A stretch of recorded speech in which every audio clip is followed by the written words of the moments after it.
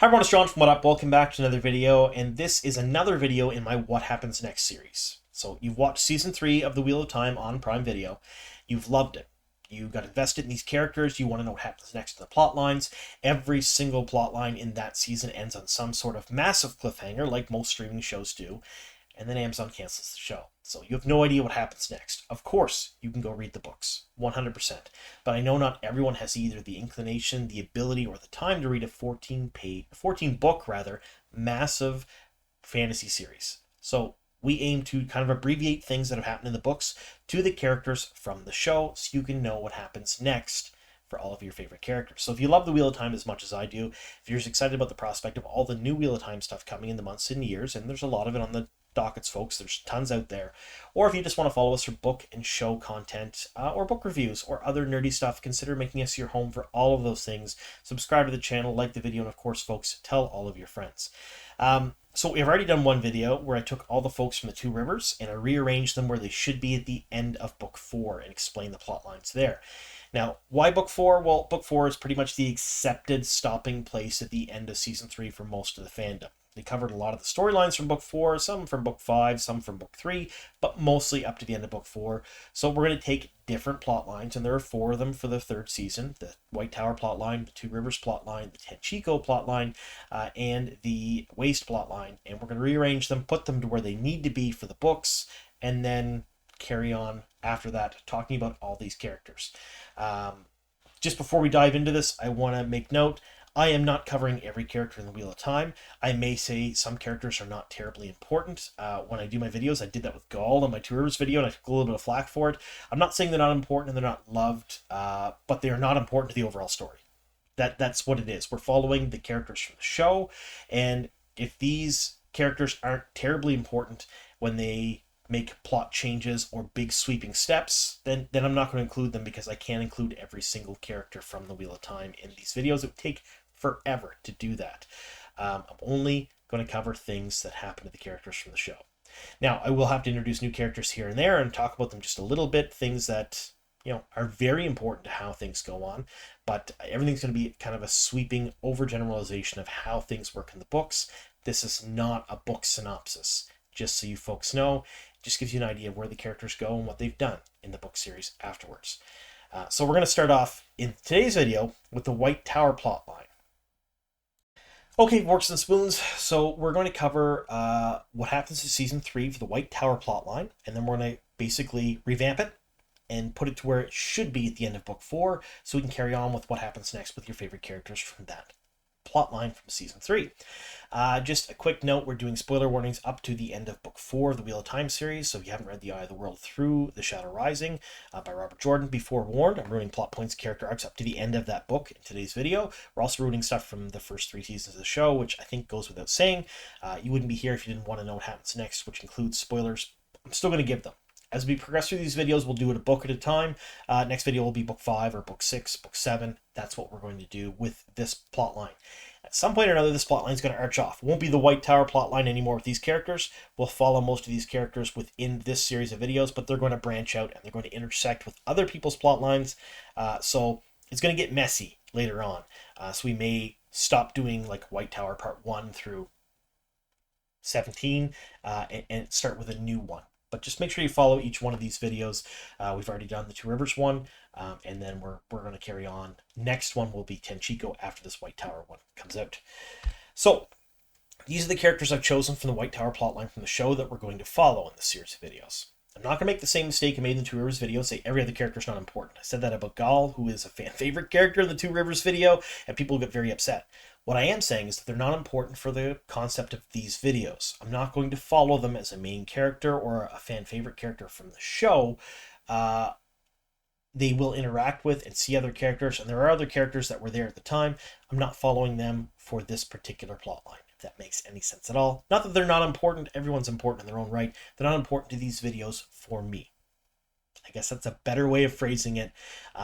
Please don't be upset if I don't include one of your favorite characters in this. If I do have to mention new characters, they will get brought up and brought into this and given a little bit of backstory, but these are the people we're going to follow for the most part.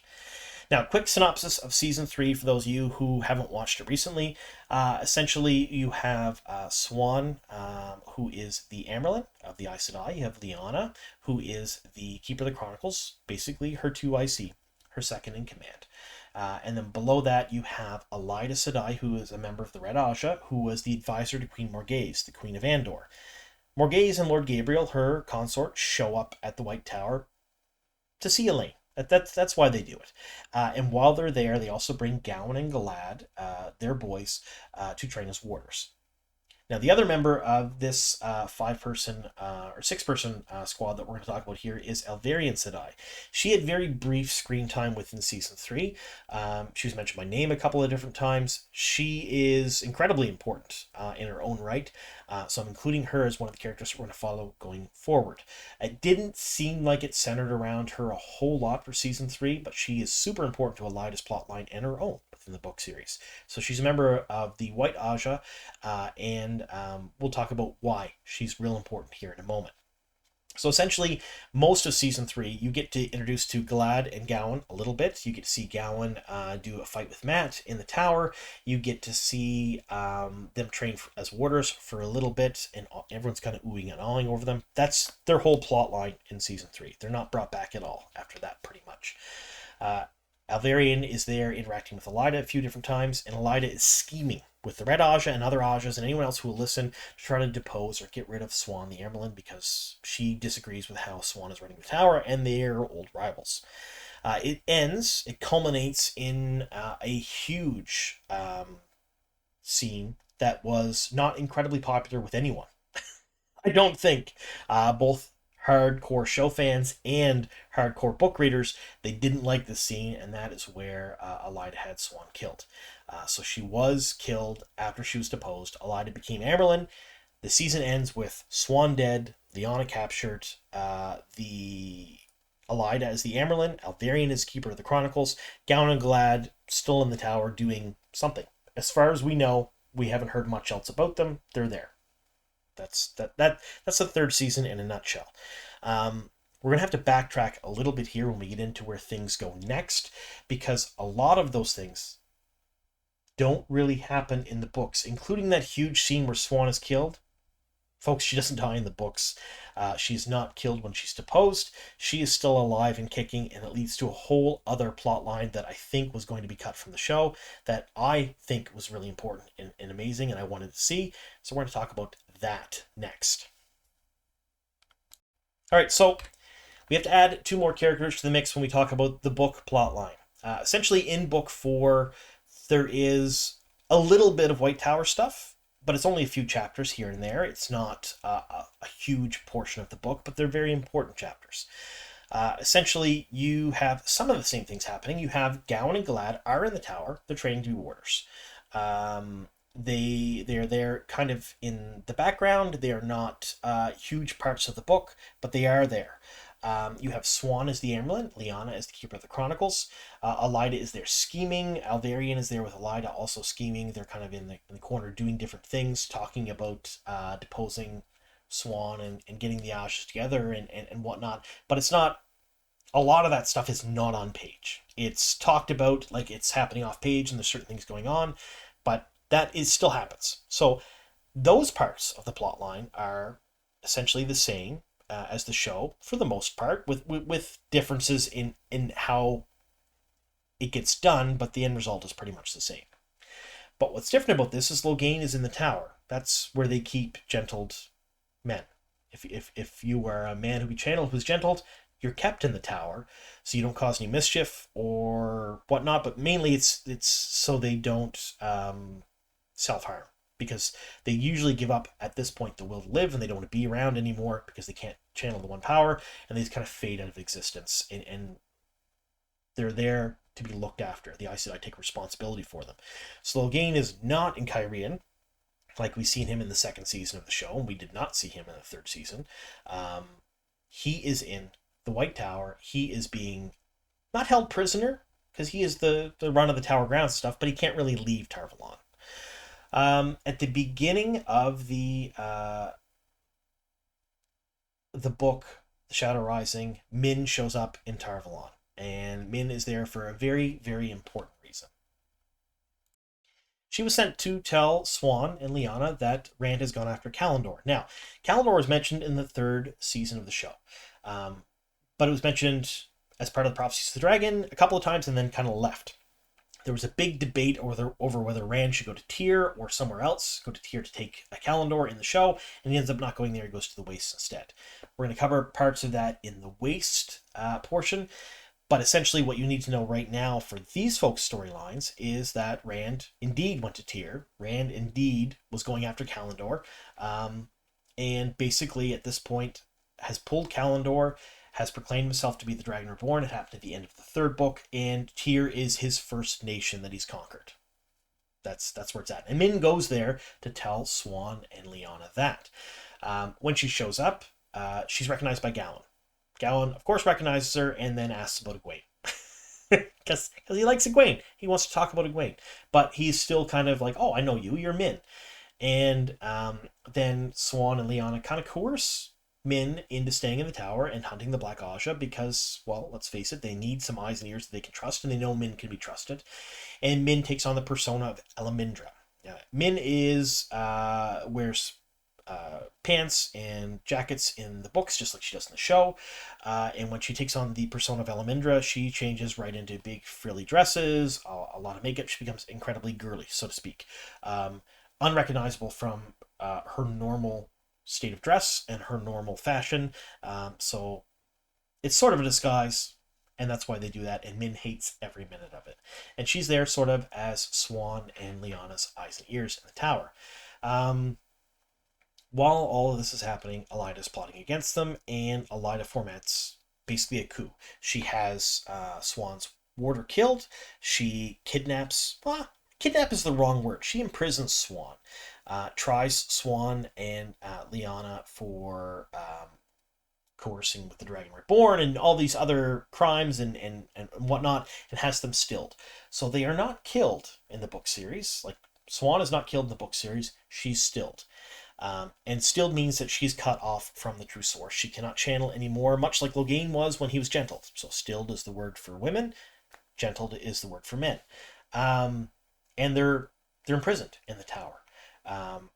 And while they're imprisoned, there is sort of a rebellion that happens. A lot of the former tower guards, a lot of the former warders, led by Hammer, who is a blade master, one of the trainers of the warders, they try to break Swan out because they don't believe anything was done properly or right, and they're siding with Swan. Gowan, on the other hand, who is at this point also a blade master because he kills Hammer in combat, sides with Elaida. And now there's a whole lot of controversy. This is the beginning of where people start to hate Gowan in the book series. They really do, because he sided with the wrong person. Well, he's siding with someone who knows, he trusts, who has been with him his whole life, watched him grow up from when he was a boy, who is now, in his eyes, the illegal Amerlin, has done everything right as far as he knows. And he's siding with her against Swan, who has manipulated his sister, sent her into danger, all these other things. So he leads a group of younger warders and tower guards and different people that are loyal to Elaida and quashes this sort of rebellion that happens. Meanwhile, Min teams up with Laris, who's mistress of the kitchens, and they formulate a plan to rescue Swan and Lyanna. And they do. They rescue them from their cells. They get them out, and this all had to do with a couple of different things. Min had some viewings when she first came to the tower. There would be a massive battle. A lot of people died, and a lot of Aes Sedai injured. And she also had a viewing about Logain, that he is destined for glory, that something is going to happen with him, and that he's very important. She assumes that this battle, the rebellion, is the coup, so to speak, is the battle that she thought. And when she rescues Swan and Lyanna, they also take Logain with them, because Logain has some purpose to serve. Min's viewings of him are of glory, like he's going to be important, so they take him too. They're stopped by Gowan on the way out. Gowan helps them escape because he knows Min and likes Egwene, and then they get off of the island, and then they're out in the wilds, escaping from Tar Valon. And that is where the plot line of the 4th book ends for these characters. Yeah. A little bit different than the show, but that's about where they're at the end of the fourth book. Now, like I said, bit different than the show, quite a bit different, in fact, and people were very shocked. Book readers were incredibly shocked. I was very shocked finding out about Swan's death. Now, it's one of those things I've been mentioning for years because I knew about this pre-season one that the plan was Swan was going to die at some point or another. Didn't know when or how. I assumed it was during the coup, but I had time to prep, so I was okay with it. A lot of people didn't have time to prep. They were pretty upset. In the book, she lives, folks. So if Swan is one of your favorite characters, if you really enjoy her, then you're going to enjoy this series of videos because this is going to follow Swan and Lyanna in their journey and what they're going to do next. And it's pretty cool. I like Swan in the book. She's one of my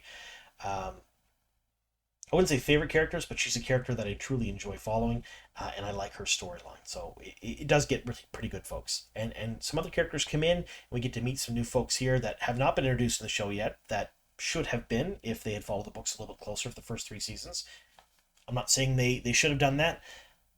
It's impossible to follow the books as close as you can with the time constraints that they had, but there are characters there that I really enjoy that were not introduced that we're going to get to see in this series of videos, which is pretty cool. So let me know in the comments down below. Is this helpful? We set everything up here, folks. We're going to keep following on and Tarvalon, the White Tower, Part 2, which will come out after we finish the rest of these setup videos. So we have Tenchiko and we have the Waste left. Once all the setups are done, we'll start doing parts 2 of everything, then parts 3, and each part after that will be a full book. Some of them will be longer than others. Some of them may include multiple books or skip multiple books because sometimes these characters are skipped. And at some point or another, all of these are going to intersect and be convoluted, and we'll have whole new plot lines to talk about because everything is kind of like woven together in the book series. It's not nice, neat, clear plot lines that we've seen in the show. So I hope you enjoyed this series of videos, and I hope it's helpful for those of you who watch the show but have not read the books. And if it's something that you do enjoy, please let me know in the comments down below. Let me know what you enjoyed about the show and if you're excited to see these characters' plot lines carried out in these videos.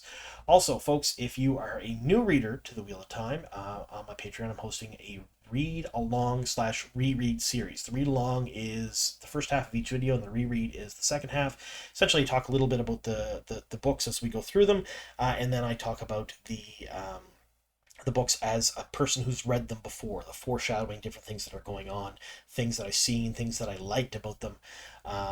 It's not a traditional read-along or reread series. It's more in the kin of me talking about things that I liked and disliked and enjoyed, and what I'm looking forward to next. But they are on Patreon right now. The first 2 videos are up, so we're covering up to chapter 8 of The Eye of the World. We're going to do about 4 chapters per time, putting about 1 up a week on Patreon, maybe more. If that's your thing, consider going over to Patreon to support the channel. And you don't have to support the channel on Patreon to view these. Free members can see them as well. And everybody can do a free week membership to my Patreon just to see these things. I'm also giving a post every couple of days updating on my personal life, things that are going on, things that are happening. For those of you that are followers of the channel for quite some time, you can go over there and read those for free as well. Don't feel the need to have to contribute to view it on Patreon. I just feel bad because I've had a Patreon for 5 years and some people have supported me for a very long time over there, and I haven't done a whole lot with it. I'm now doing content there. When that content is done, I will port it over to the main channel. You will get to see it here absolutely on the main channel at some point or another when we finish The Other World, start the Great Hunt of Patreon. But that's what my Patreon is going to be now. Updates on my life, just me talking and rambling, and the read-along/reread series, which is not your traditional one, which I've been told a couple times by people, this is not what I expected. No, it's more in the vein of what I do. So go over there and check that out. If you like it, great. If you don't like it, then not a big deal. Still main channel has all my regular videos. Expect to see another one of these in the next couple of days. I'm trying to get through these setup videos quicker because the other ones are going to take a very long time to set up and do. So I'm going to have fun with it either way. Thank you so much for sticking with us here to the very end, folks. Here's to many more.